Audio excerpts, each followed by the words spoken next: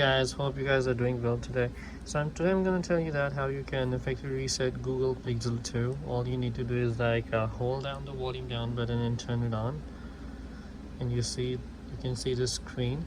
All you need to do is here to go into the volume recovery mode by using the volume up and down button. So as you can see, recovery mode, press the power button to select it.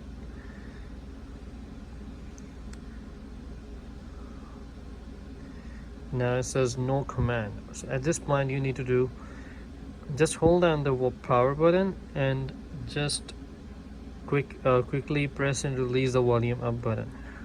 Here you go. So at this point all you need to do is press volume down button and wipe data and factory reset. Select this option and hit the power button. That's it. Factory data reset. One more time. And reset everything on your phone. Once it's done, all you need to reboot your phone and you should be good.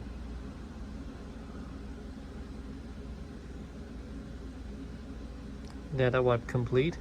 It's already on reboot system now. Hit the power button to select this option. And that's it.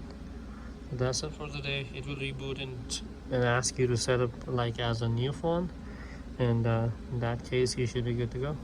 Thank you.